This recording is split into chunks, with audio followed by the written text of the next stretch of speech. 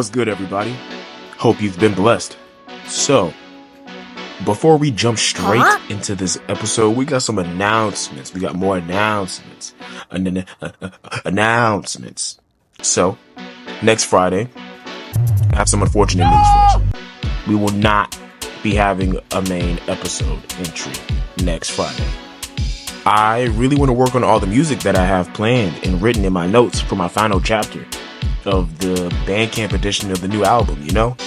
And I've just been craving making music. I've really been thinking about it while editing these first two episodes and the 0.5 episode. I'm loving the content so far. I'm enjoying the schedule that I have going. I'm enjoying the pace that I'm taking it, but I really want to make some music, y'all. I have been in searching mode for some odd reason. I'm still searching, despite just dropping an album that was 44 tracks on all platforms and then 50 tracks plus on a specific platform. Like, I want to extend. I want to keep doing it. I just want to keep making it. I want to keep extending it until I feel like I can't anymore. And then I'll officially say open it up, or an open more up will be done. It'll be a complete project once I feel like it'll be a complete project. I got 7 songs planned, and I want to put all my time and energy into them, you know? I want to make them good. And I'm excited. I'm very excited. So, next Friday we'll not have a main episode. However, in replacement for that, I will have a episode 1.5. In the gameplay, I'm not going to spoil it. I'm just going to let it be a surprise. I don't even know what it's going to be yet, to be real with y'all. At the time of recording, I have no idea what game it's going to be. I'm going to plop in a game I'm feeling, and we just going to rock with it. We're going to make it work. And last announcement, I'm enrolling into college for the spring semester. Very, very nervous, but I'm extremely excited. And I want to take advantage of the time I have now to get to connect more with any of my audience, anyone that is watching, and connect with the people that I can on YouTube if possible, and make as much content as I can. Until that time, before I get into my education bag, I gotta really lock in on this, because I want to, like I said in the first episode 0, I want to make sure this lasts and this keeps going no matter what. I don't care if I have shorter episodes and more frequent episodes. We're gonna make this work. We're gonna make adjustments despite whatever. We're gonna adapt to life. You feel me? All right, that's all with the announcements. Let's get it. So with my first episode, I further explored my journey into releasing music, finding my identity, and strengthening my personal relationship and connection with God through music. But with this episode, I want to share my lore. I want to share what experiences led to me creating certain projects and my processes and my mindset over the years, especially with my first project. I really want to dive deeper into that and start exploring what it meant to make that and how it progressed me into what I am now.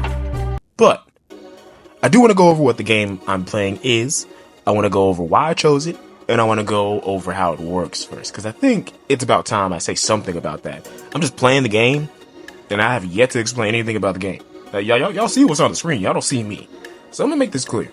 As the logo on the top left of the screen indicates, this game is Tony Hawk's American Wasteland on the PlayStation 2.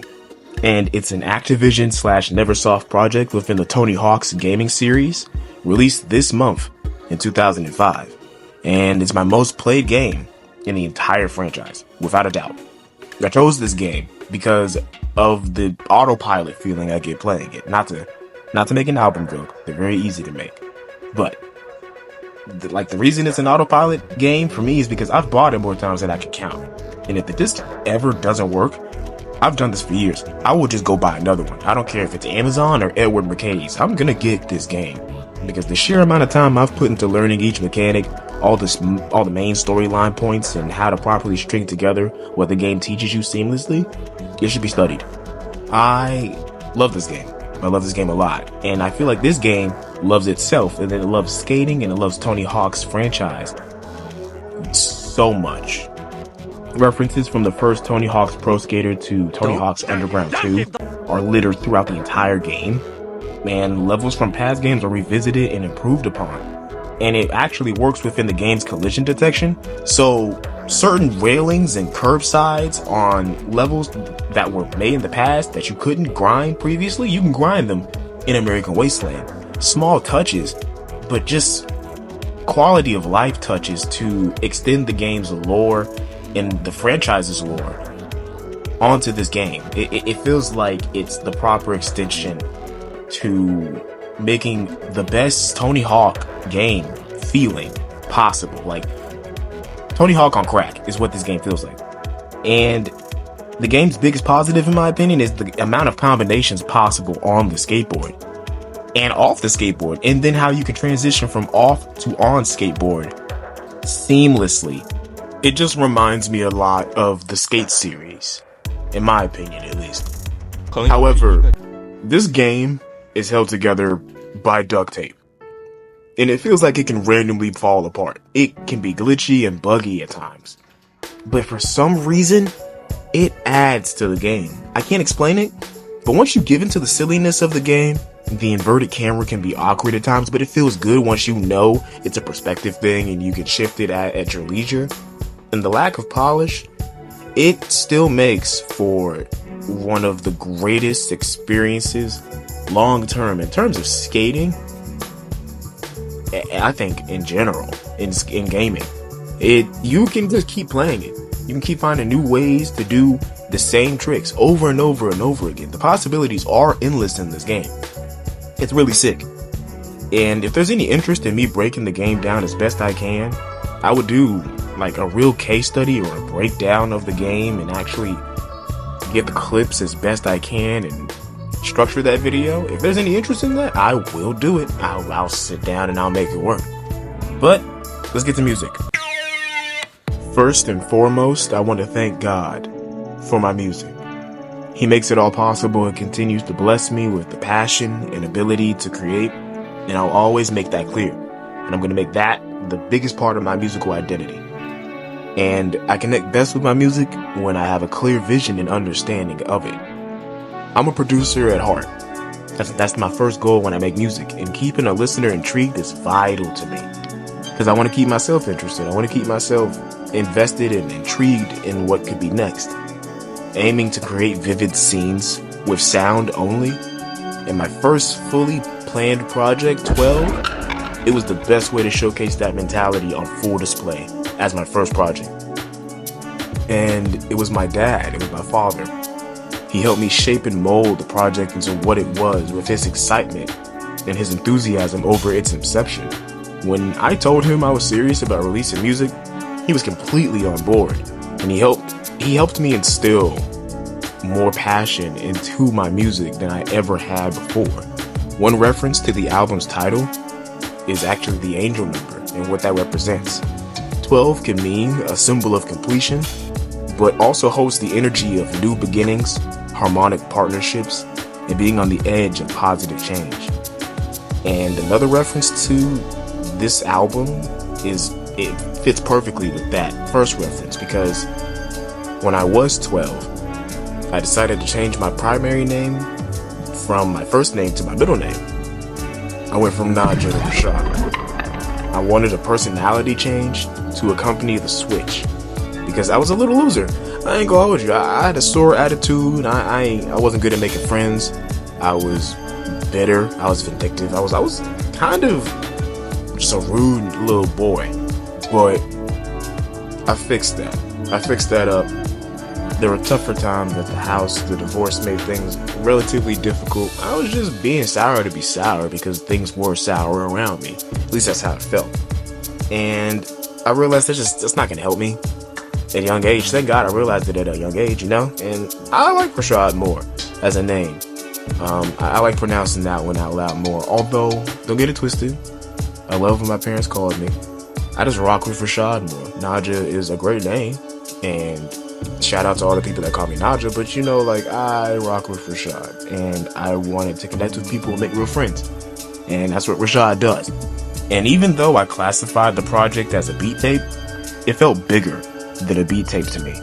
It's my first full project, and it's my first full picture to the world. It's my introduction for everybody. Listening to it in full gives me instant nostalgia. Even when I press play on intro, I just instantly go like, okay, yeah, man. It brings me back to when I instantly made it. The low fidelity, the rich production it gives, It's like a 16-bit game. Something like Rashad, something like Sonic. If I had a metaphorical childhood house being built, the foundation of it would be God, music, and then video games in that order, for sure. Because I've always gravitated towards playing 8 and 16-bit music soundtracks. I love Kirby's Dream Course OST. Specifically, I can remember that one like it's the back of my hand. But I would do it while I gamed. I would do it while I read. I would just play those soundtracks on YouTube when I was younger, even before I made music. And it's no wonder I spam synthesizers and really enjoy making interesting drum patterns. And being a drummer helped way more because I drummed with the church. And even prior to that, my dad was into keys and he played so much music around me that was synth heavy. And then we skip forward into the future. I joined band. That made my ability to, comprehend music, read music, create music, compose. Like all of it just elevated. And 12, it felt like all of it came together seamlessly for the first time, which is a great number reference. And it all works. It felt complete. And I would change nothing about it. Not a thing. It may not be up to the standard that I have now, but in terms of what it makes me feel, what it reminds me of, it's one of my favorite projects to my heart. It's near and dear to me. And it came out during a very difficult but memorable time in my life. My post-graduation job was Pizza Hut, and during the hardest shifts, I would remember coming in. I just washed my hands. Sometimes I'd talk to my coworkers, sometimes I wouldn't. But most of the time when I got, my shift ready and I was about to get into work and just make these pieces and clean the area and tend to everybody in the back and tend to anybody that was coming in from the front, I would have my headphones in at some point throughout the entire shift, just sneak them in, and I'd play this album. It got me through a lot of shifts. From intro to outro, gave everybody the first full Broshiyo picture. And to me, it's an awkward young black man introducing himself boldly. However, something was missing. I needed to sing. I had an itch for singing. My mom did it. My brother did it. And I was like, and I can do it. And I felt like I could. But I was unbelievably nervous about singing.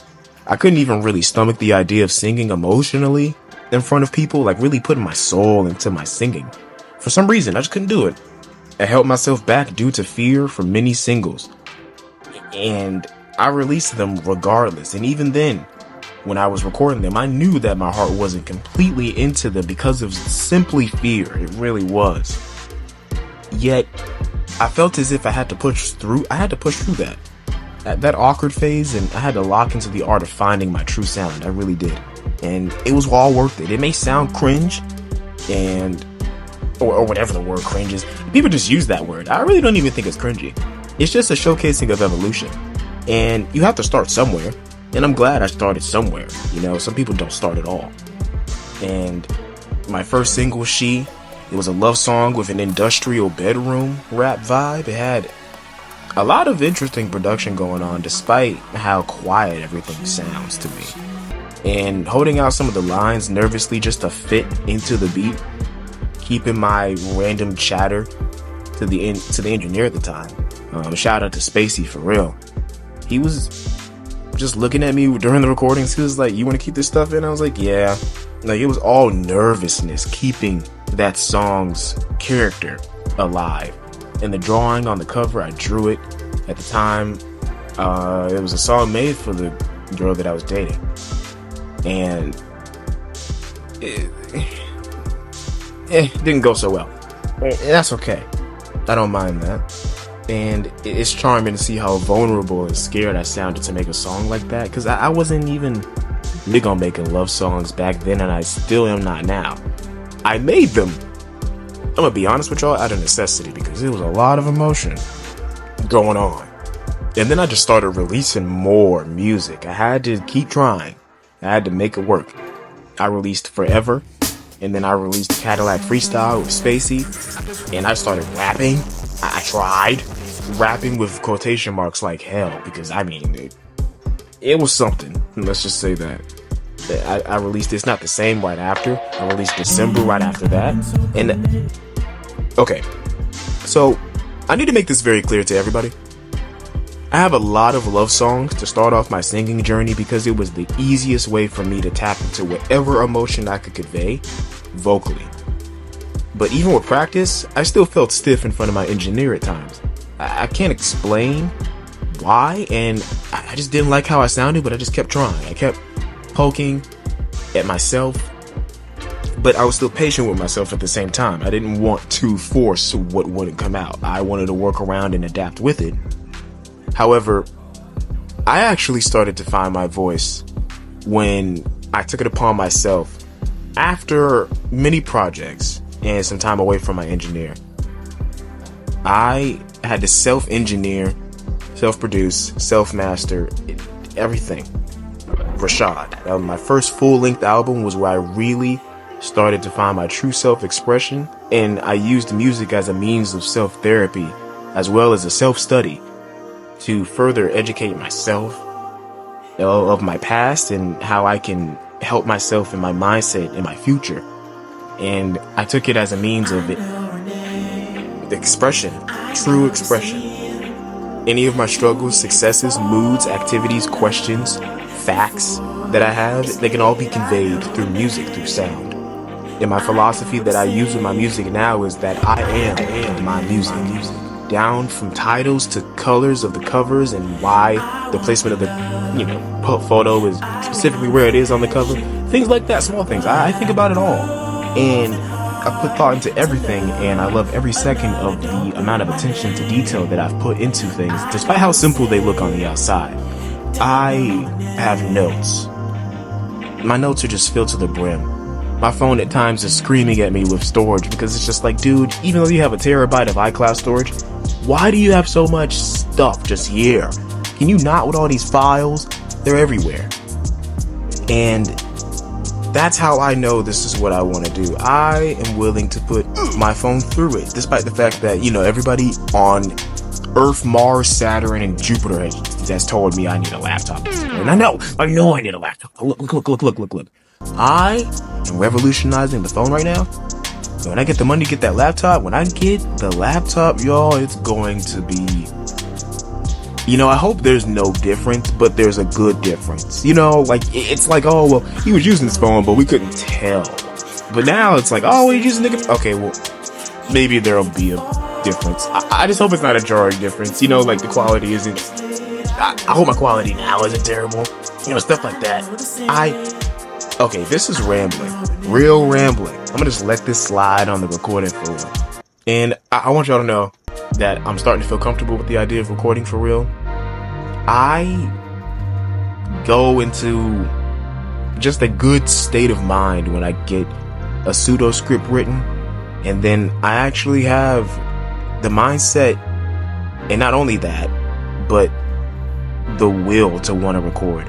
Because sometimes I get scared that it'll come across as forced or just boring, when in reality that's not what these are made for. These episodes are made to primarily, just like my music, be a form of self-therapy to some degree, and just to share my passion, to share any advice that I may have, that I may be able to give off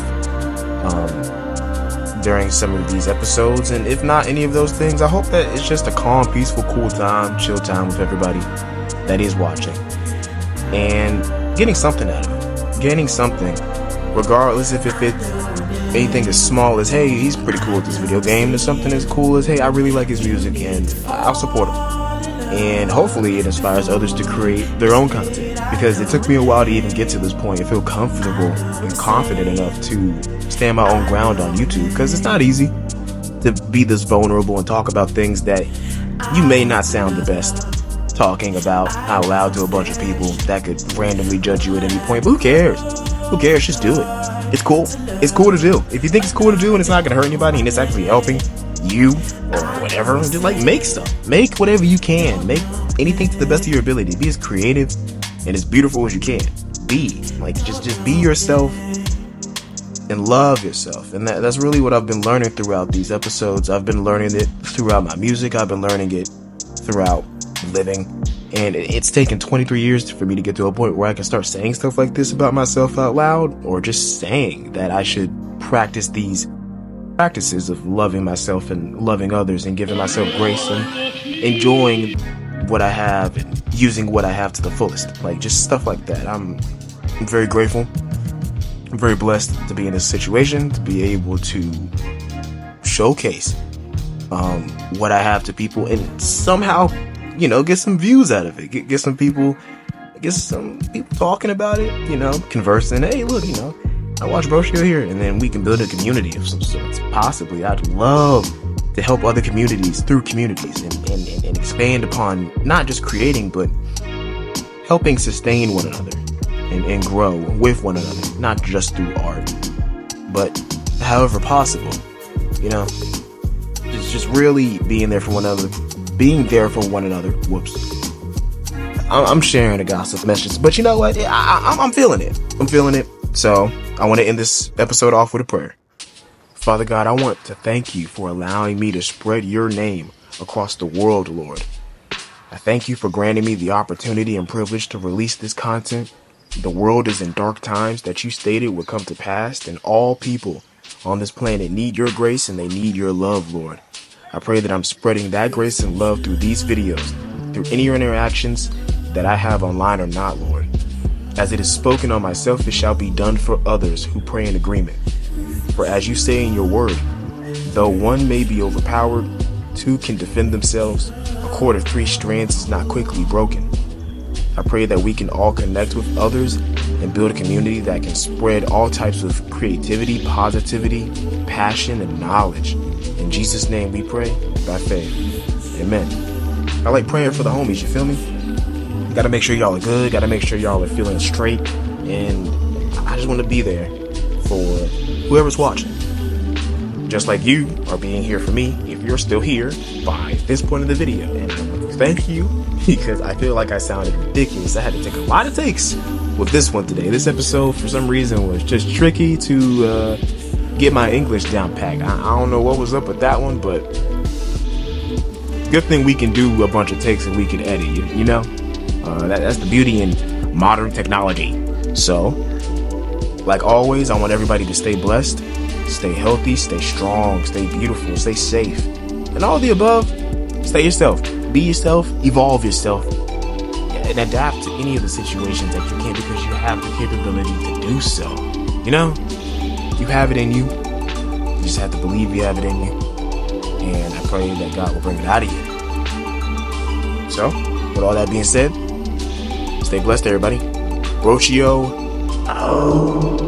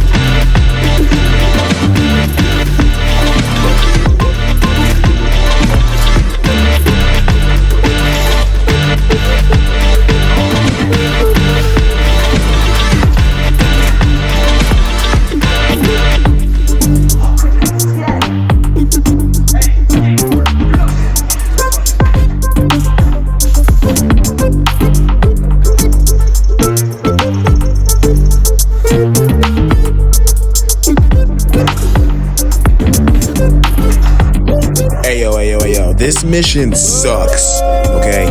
Let me just make that real clear.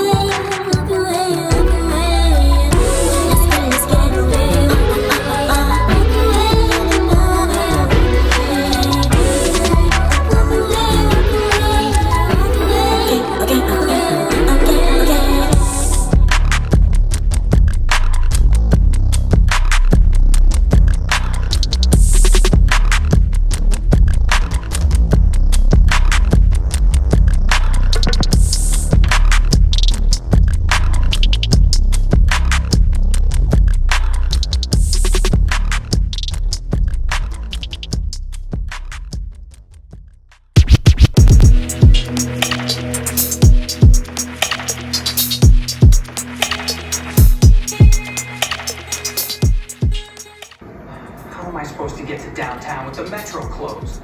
I'm trying to get to downtown myself. Foot bagging. I'll make you a...